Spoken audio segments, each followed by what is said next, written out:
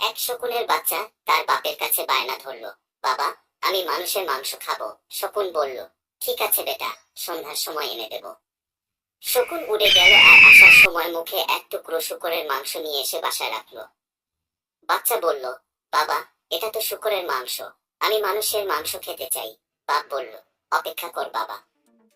শকুনটা আবার উড়ে গেল আর আসার সময় এক মরা গরুর মাংস নিয়ে এলো। বাচ্চা বলল, আরে এটা তো গরুর মাংস নিয়ে এসেছো, মানুষের মাংস কোথায়?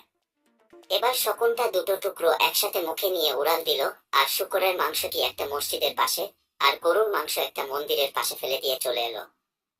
কিছুক্ষণের মধ্যেই সেখানে শুরু হলো দাঙ্গা।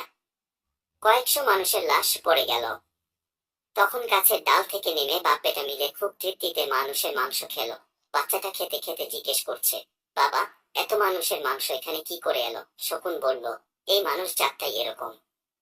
সৃষ্টিকর্তা এদেরকে সৃষ্টির সেরা জীব মানুষ হিসাবে সৃষ্টি করেছেন, কিন্তু ধর্ম আর রাজনীতির নামে এদেরকে আমাদের থেকেও হিংস্র বানানো যেতে পারে।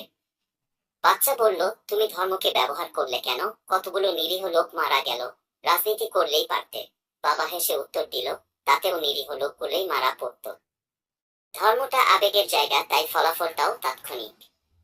তুমি আজই খেতে চেয়েছিলে। রাজনীতিটা কঠিন এবং জটিল। এটি শুরু হতে সময় নেই, কিন্তু হলে আর থামে না।